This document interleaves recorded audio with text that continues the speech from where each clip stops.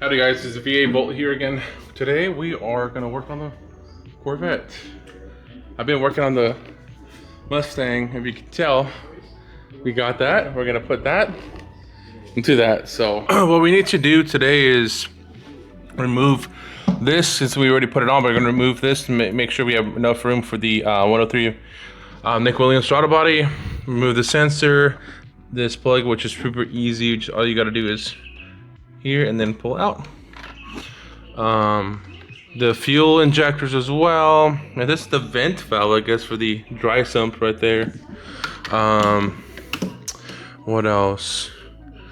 I think that should be it. And the injectors, which are super easy to take off. I'm just very excited. I'm ready to take this thing apart and get going, man. So I'll be right back.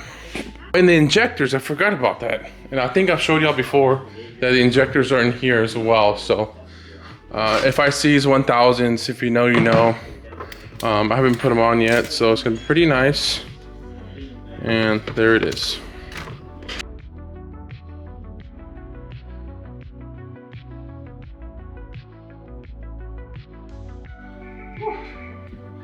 This is the original one. And remember, if you're gonna put the 103 intake on it, you have to remove this little piece here from here and put it on the new one. It's a little valve. This valve goes into the dry sump tank. As you can see, it's pretty old. It's all kind of nasty. Anyways, let's get the new one on. Press on it down here with your thumb, and then you just pop it out. Has the grooves. And for now, this part of the grooves goes on the inside. A little liquid or spit, whatever you call it. Goes a long way, look at that. And there it is, guys. Ready to go. Alrighty guys, I'm back. So the first things you gotta do is to disconnect the throttle from the air intake, right? So we got that done. Then down here is the throttle connection to the throttle body, which is right here. It's a push and then pull. Then we got the sensor up here, right there, and then we got the sensor. I think it's just those two for now. And then this little bugger goes right here. It's another vacuum line. I took these two bolts off on both sides, and these bolts is for the fuel rails. For some reason, the one on the passenger side is protected by this stamp right there. So you have to take these two red bolts off that are dotted from factory. Remove those two, and then this side should be able to come off. And on this side, you walk over here, this wire loom, you just pop it up, and the other bolts right in there, so I already took that off, okay? I think it's a, let's see, I think that's a 10 mil, which, I think it's a 9 mil. Let me double check. And that is an 8 mil, so 8 mil there, and an 8 mil over here. I don't know how I'm gonna get to that one, probably like a wrench or something.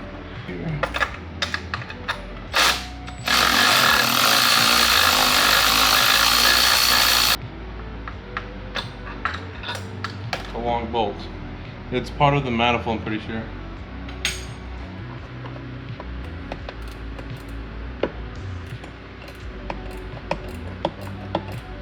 Gonna be all day, man.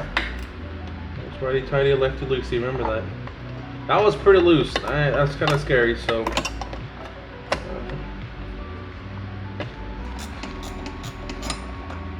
It's almost there. I see it. Alright guys, we're here. So these are the evap lines.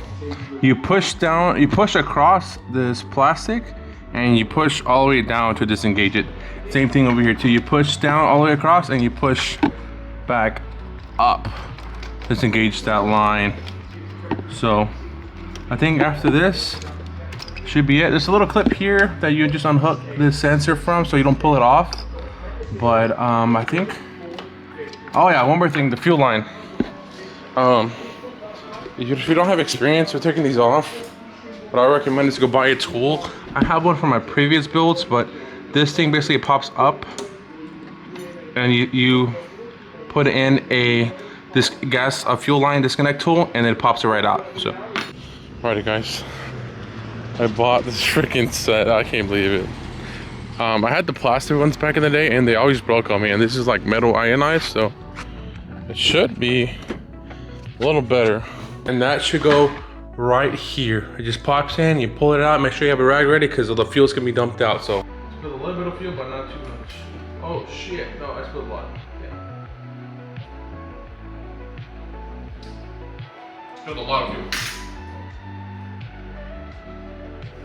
Guys, I'm back.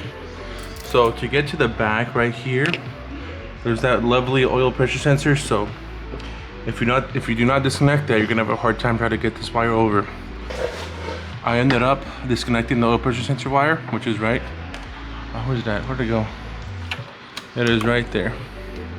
And then disconnected the VAP hose right here, so I can get some room to get it over to the. So this is the hose that I disconnected from here. Right, I'm gonna put it back on here a little bit, so that it gives you enough room. You can get over to the oil pressure sensor, go over it, and be able to pull out the manifold towards the top, like this. A lot of wires, I know, but we're gonna take it slow, put everything back together. So I'll be right back. All right guys, had to take it back out. So you're supposed to put the throttle body on and then the injectors. So much easier that way. So we're gonna put the injectors on first, and then we'll put the throttle body. So this is the throttle body. That's a V8 volt, so it goes on this way.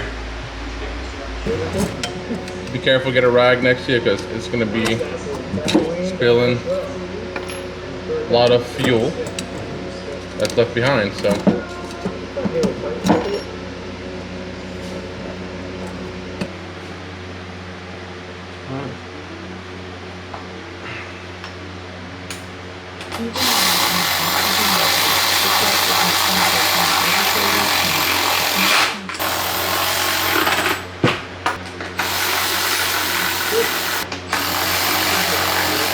for the injectors, they're all in there. Let me double check everything. Yeah, looks good, looks good, looks good, looks good. I like this. Let me match with this.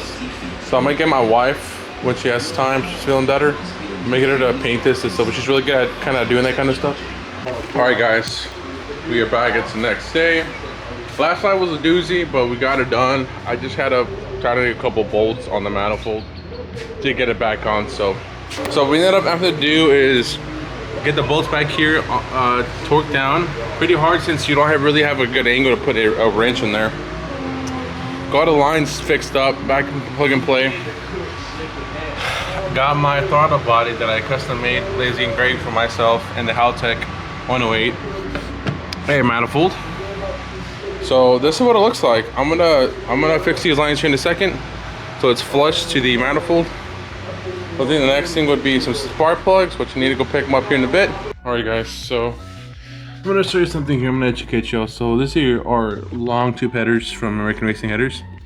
If I zoom in on here, you can see that's how close that is to the freaking header. And these are the new ones. These are the new AC Delco 7mm spark plug wires. And for some reason, I knew there was gonna be a problem. If we go here, we have the OEM, well, the one the car came with, spark plug here. I have that curvature as it does to these OEM ones. Size comparison here. Look at this.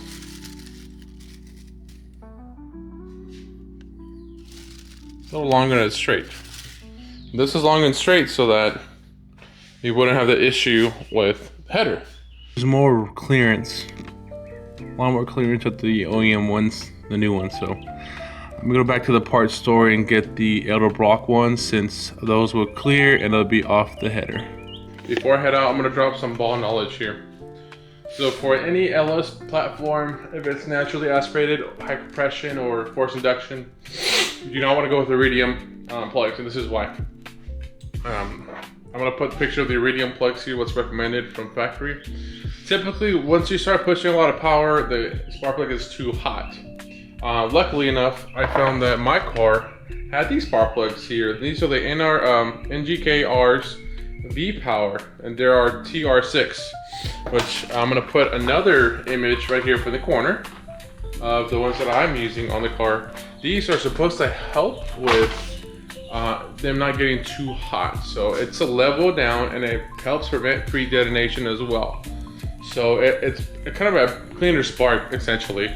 And they're copper based, they're not iridium, whatever, I don't know how to pronounce it. So that's the best for LS platforms. LT1s and all that, I don't know since I don't have that car. The boot here, it's straight and it does not hit the header. It gets actually enough room, as you can see that. I'm gonna zoom this in more.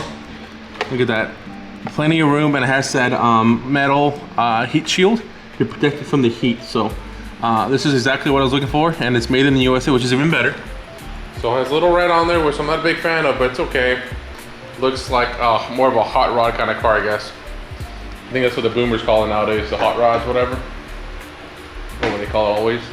I'm pre-gapped at 0.38, so don't have to worry about gapping those at all. It's pretty nice.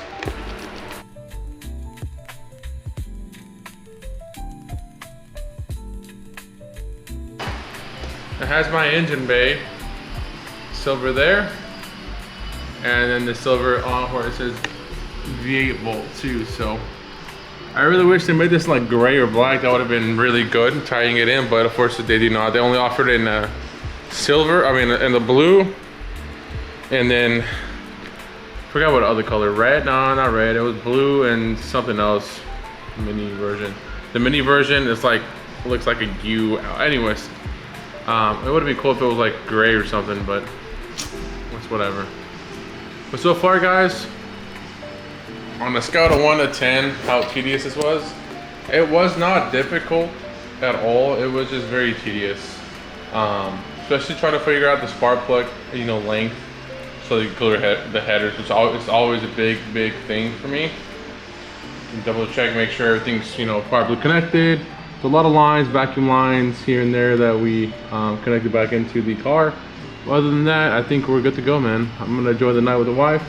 I'll maybe come back and just triple check, as I say. So freaking sick! I freaking love it. I love my engine bay now.